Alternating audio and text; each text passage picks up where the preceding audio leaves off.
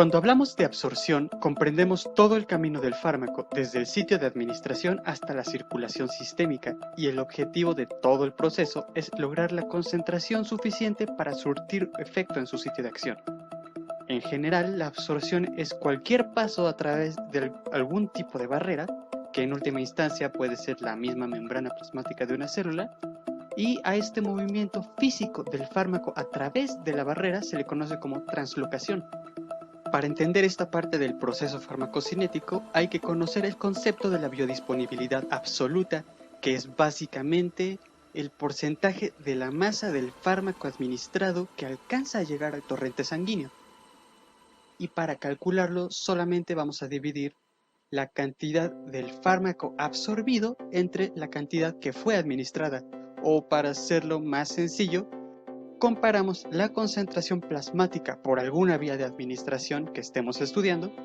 con la concentración plasmática del mismo fármaco tras una inyección intravenosa, que naturalmente se considera como una biodisponibilidad del 100%. Y con biodisponibilidad relativa nos referimos solamente a la comparación entre dos vías de administración diferentes, cualesquiera que sean. Uno de los muchos factores que intervienen en la capacidad de absorción de un fármaco es su liposolubilidad, es decir, una comparación de qué tanto se puede disolver en un medio hidrofílico y en uno lipofílico, o más sencillamente en agua y en sustancias aceitosas, oleosas. Esto porque para traspasar al torrente sanguíneo, en la mayoría de los casos tendrá que pasar por la membrana plasmática de alguna célula en algún punto, y esta se conforma principalmente de fosfolípidos. La solubilidad de un fármaco se puede saber por un índice conocido como el coeficiente de partición lípido-agua. Si nos vamos a las bases químicas de cómo se define si un fármaco tendrá propiedades lipofílicas o no, esto ocurre dependiendo, entre otras cosas, de si se encuentra ionizado, es decir, si tiene una carga electroquímica, lo que lo convertiría en hidrofílico y por lo tanto, en este caso, le impediría pasar.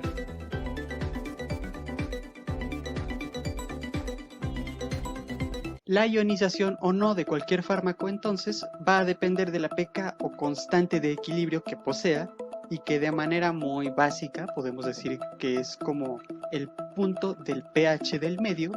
en el que la carga eléctrica de la molécula va a ser neutra. Y es una propiedad completamente individual, distintiva de cada una de estas moléculas de este tipo. Y ahora, ¿cómo vamos nosotros a saber en qué medios estará un fármaco ionizado y en qué medios no? Bueno, generalmente este tipo de moléculas anfotéricas siempre tendrán cierta concentración en ambos estados, es decir, que siempre va a haber una parte ionizada y una parte no ionizada, pero dependiendo de precisamente el pH del medio, estará cada vez más tendiente hacia uno u otro lado. Entonces, el cálculo lo vamos a hacer aplicando la ecuación de Henderson-Hasselbalch, muy conocida, por ejemplo, por los estudiantes de química para el cálculo del pH de una solución amortiguadora o buffer, y los estudiantes de primer año de medicina también para comprender la relación entre las concentraciones de CO2 y bicarbonato con el pH sanguíneo. La ecuación nos dice que el pH de una solución, cuando se trata de un ácido débil, es igual al pK más el logaritmo del cociente de la concentración de la molécula ionizada sobre la no ionizada. En el caso de una base débil va a funcionar al revés, siendo la pK más el logaritmo del cociente de la concentración de la molécula no ionizada sobre la ionizada. Y lo que vamos a hacer con esto es aprovecharla para calcular qué fracción del fármaco se va a encontrar en cada estado, ionizado y no ionizado. ¿Ya nos perdimos? No se preocupen, vamos a hacer un ejercicio como ejemplo. El más típico ocurre cuando nos piden calcular la fracción de, por ejemplo, ácido acetilsalicílico o aspirina ionizada en el estómago al ser administrada por vía oral y combinarse con los ácidos gástricos. Entonces, sabemos que el pK de ácido acetilsalicílico es de 3.5 y normalmente consideramos al pH de la mucosa estomacal como 1.5. Entonces ya tenemos todo lo necesario para despejar la ecuación y resolver nuestra incógnita. Primero podemos transformar la ecuación pasando pK como una resta, y al sustituir los valores tenemos que 1.5 menos 3.5 nos da como resultado menos 2. Para despejar un logaritmo con base 10, según las reglas de las matemáticas, simplemente elevamos como potencias de 10 los valores de ambos lados, por lo que podemos concluir que 10 a la menos 2 es igual al cociente entre la concentración de la molécula ionizada entre la no ionizada. Y esto es lo mismo que decir que 1 sobre 100 es el resultado del cociente del fármaco ionizado entre no ionizado. Por lo tanto, podemos concluir que solamente el 1% de la cantidad de ácido acetilsalicílico administrado por vía oral se va a ionizar en el medio estomacal y, por lo tanto, el 99% no lo estará, lo que significa que sí se va a lograr absorber en el estómago y es un medicamento efectivo para administrar por vía oral. Otro ejemplo para demostrar si ya lo comprendimos bien es el caso de la morfina, que tiene un pK de 7.9. Y si bien existen presentaciones orales de este fármaco, todas se aseguran de que llega al duodeno y al intestino delgado en general, que va a presentar un medio ligeramente alcalino por la secreción de bicarbonato, pues en un pH ácido como el del estómago le pasaría lo siguiente. Si consideramos la ecuación adecuada para las bases débiles e igualmente despejamos pasando el pK al otro lado como una resta y sustituyendo los valores, tendríamos como resultado un valor de menos 6.4.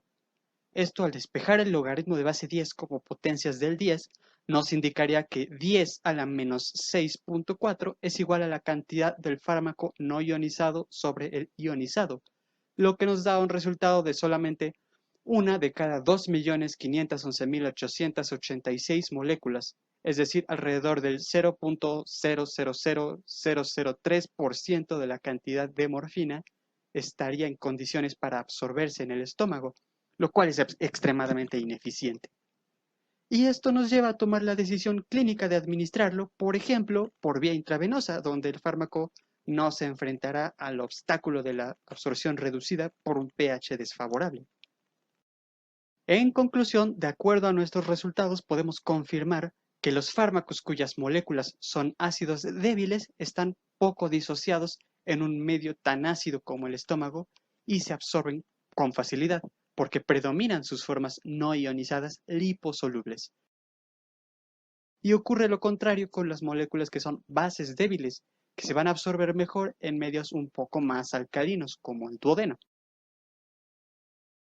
Otro concepto importante que suelen preguntar en los exámenes de farmacología, por ejemplo, es la velocidad de difusión a través de una membrana, que según la ecuación de Fick,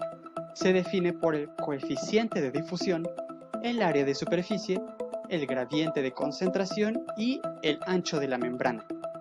en donde la constante V varía según la naturaleza de las sustancias como energía térmica, tamaño y viscosidad. Y en resumen, ya para no confundir más, de todo esto aprendemos que la liposolubilidad de un fármaco y por lo tanto su permeabilidad también afecta a la velocidad de difusión. Ya para cerrar el tema de absorción, podemos decir que entre menos ionizado esté un fármaco, será mayor su velocidad de difusión, su biodisponibilidad y por lo tanto, en general, su absorción. Lo interesante de todo este proceso es que no solo sirve para la estimación de condiciones para la absorción, por ejemplo, sino también para otros procesos como la distribución en los tejidos, la eliminación por la orina,